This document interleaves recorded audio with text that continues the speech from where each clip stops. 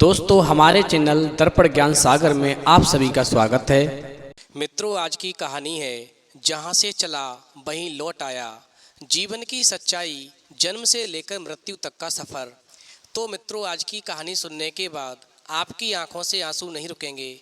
मन को भावुक कर देने वाली ये कहानी आपको जीवन की सच्चाई से रूबरू कराएगी। इस कहानी को सुनने के बाद में इंसान के अंदर से लालच दूर होगा।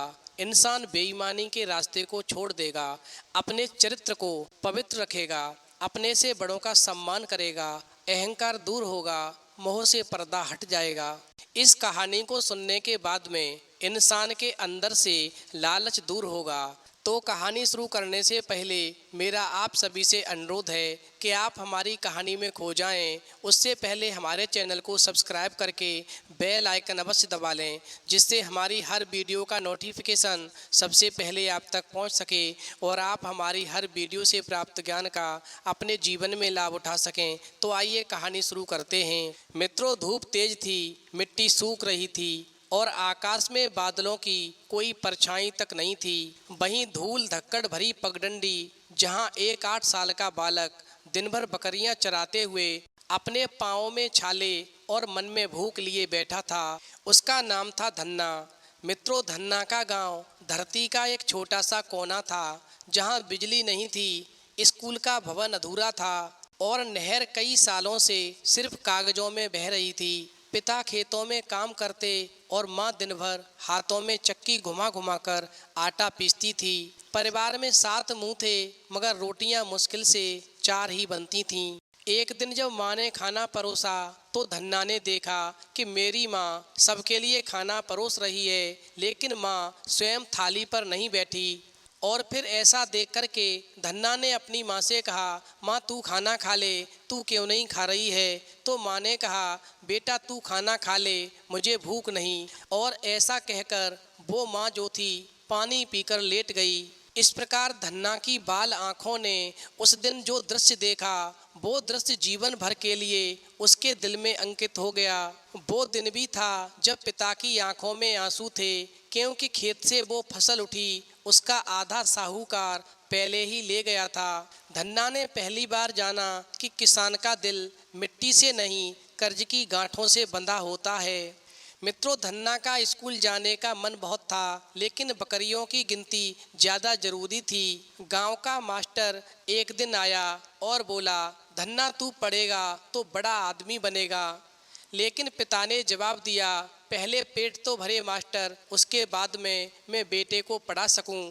मित्रों, धन्ना ने वहीं से समझना शुरू किया कि कुछ सपने रोटियों से छोटे होते हैं। समय बदला नहीं, धूप और तेज हो गई। इस प्रकार धन्ना जो था 15 वर्ष का हो गया और फिर खेतों में पिता के साथ में हल चलाने लगा। माँ की पीठ जो थी अब चक्की से झुक गई थी। छोटा भाई बीमार रहता और बहनें बड़ी होती जा रही थीं। बारिश उस साल कम हुई। धन्ना ने रात भर खेतों में पानी की बाल्टियां भर भर कर डालीं, लेकिन ऊपर वाले ने जैसे नजरें ही फेर ली थीं। फसलें जलीं, साहूकार ने ब्याज बढ़ाया और घर में अनाज खत्म हो गया।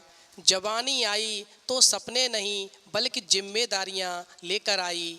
धन्ना ने मजदूरी की, शहर जाकर ईंटें ढोईं, स्टेशन पर बोरियां उठाईं, लेकिन जब भी गांव लौटता उसकी माँ की आंखें कहती, तू मेरा अभिमान है। और फिर माँ के द्वारा ऐसे शब्द सुनकर के उसके थके हुए कंधों को फिर से हिम्मत मिलती। बहन की शादी के लिए गाय बेची, खेत गिरवी रखा। गांव वालों ने ताने दिए, कहाँ गया किसान का बेटा? लेकिन धन्ना चुप रहा, क्योंकि बहन की विदाई के समय उसके आंसू उसके जवाब थे। मित्रों, एक दिन खेत में काम करते हुए उसकी मुलाकात गुलाबों से हुई और फिर जैसे ही वो लड़की हंसी तो ऐसा लगा जैसे सूखे में पहली बारिश हो गई हो। और फिर दोनों का प्यार खेतों के बीच पनपा, सच्चा सादा मिट्टी की तरह।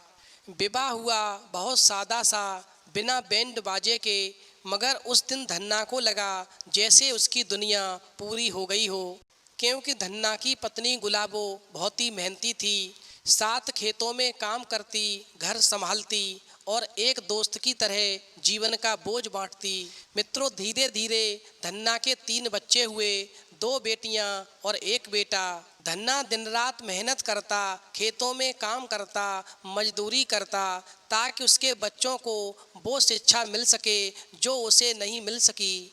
मित्रों, धन्ना मेहनत तो बहुत करता था, लेकिन स्वयं को कभी थका हुआ महसूस नहीं करता था, क्योंकि उसे अपनी पत्नी गुलाबों के साथ में हर कठिनाई आसान लगती थी।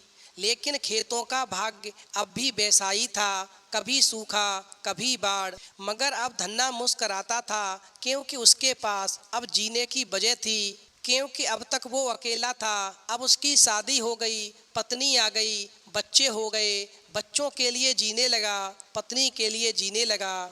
समय के पंख होते हैं, ये बात धन्ना को तब समझ में आई जब बेटा जवान हो गए और बेटियां ससुराल चली गईं। बेटा पढ़ लिख कर शहर में नौकरी करने लगे। वो केवल एक ही बात कहते, बाबा अब आप खेती मत करो, आराम करो। धन्ना को अच्छा लगता, लेकिन वो जानता था कि मिट्टी से जुदा होना किसान के लिए मृत्यु से कम नहीं। गुलाबो अब धीरे धीरे बीमार रहने लगी थी। शहर में इलाज हुआ, पर शरीर जवाब देने लगा था। एक दिन गुलाबों की सांसें थम गईं।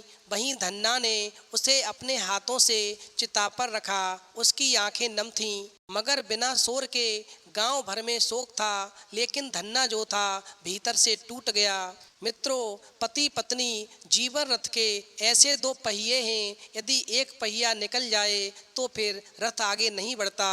मित्रों, पत्नी के मरने के बाद में धन्ना का घर सूना हो गया था, क्योंकि बेटे बहू कभी कभार घर आते थे, हमेशा व्यस्त होने का हवाला देते थे। बेटियां जो थीं अपने घरों की हो चुकी थीं, वो भी कभी कभार त्योहारों पर फ़ोन करती थीं, मगर वो अपनापन अब कहाँ था। मित्रों, गुलाबों की मृत्यु होने के बाद में धन्ना ने खेत को देखना पूरी तरह से बंद कर दिया। धीरे धीरे वो खेत किसी रिश्तेदार के नाम चला गया, या यूं कहें समय के नाम। घर की दीवारें अब चुप थीं, आंगन में तुलसी सूख गई थी।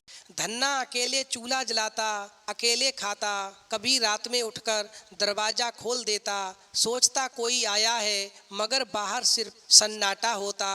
बेटा बहू शहर में खुश थे, बेटियां अपने घरों में, और वो उसी गांव की एक पुरानी चारपाई पर बैठा जीवन की किताब के आखिरी पन्ने पलट रहा था। वो वहीं बैठा था अपनी झोंपड़ी के बाहर। पास में एक बंसी रखी थी, जिसे वो बचपन में बजाया करता था। उसने देखा सामने के पेड़ पर पक्षी चहचहा रहे थे। वही दृश्य जो बचपन में देखा था, वही गांव, वही पगडंडी, लेकिन अब कोई पास नहीं था। लेकिन जब धन्ना को चैन नहीं पड़ता है, अब उसे अपना कोई भी दिखाई नहीं देता है, उसे अपने भी पराये नज़र आने लगते हैं, तो वो अपनी पत्नी को याद करके शमशान घाट में पहुंचता है और आंखों में आंसू लेकर के सिर्फ धन्ना एक ही बात सोचता है। वो सोचता है, कभी मैं अकेला था, मेरी शादी हुई तो हम 2 हो गए, मैं और मेरी पत्नी गुलाबो। फिर 3 बच्चे हुए तो हम 5 हो गए, और फिर मैं अपने परिवार के साथ कितना खुश था। मगर बच्चों की शादी हो गई, बच्चे बहुओं के हो गए, बेटियों को दामाद ले गए, पत्नी की मृत्यु हो गई, जिसे मैंने अपने हाथों से ही शमशान घाट में जलाया। सोचा था बुढ़ापे पर बच्चे सहारा बनेंगे, लेकिन जब तक मुझ पर बुढ़ापा आया, तब तक मेरे अपने सब पराये हो गए। आज मेरे पास ना बेटे हैं, ना बेटियां हैं, ना पत्नी है, और आज मैं अपने जीवन का सफ़र जहाँ से शुरू किया था वहीं पर आ गया। यानी मैं कल भी अकेला था और आज भी अकेला हूँ। आया था अकेला और जा रहा हूँ अकेला।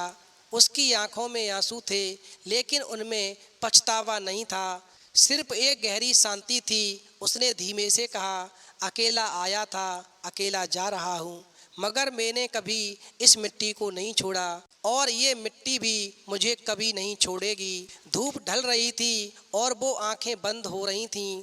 मित्रों, कभी भी घमंड नहीं करना चाहिए। 4 दिन का जीवन है, एक दिन हर किसी को ये संसार छोड़कर जाना है, इसलिए परिवार में रहें, मिलकर रहें, खुश रहें, क्योंकि एक बार जो शमशान घाट में पहुंच जाएगा फिर उससे कभी नहीं मिल पाएंगे। तो मित्रों, यदि आपको आज की कहानी अच्छी लगी हो तो आप हमारे चैनल को सब्सक्राइब करें और भगवान शिव और पार्वती के लिए एक लाइक करना बिल्कुल न भूलें, क्योंकि सबका रक्षक एक है, वो है शिव।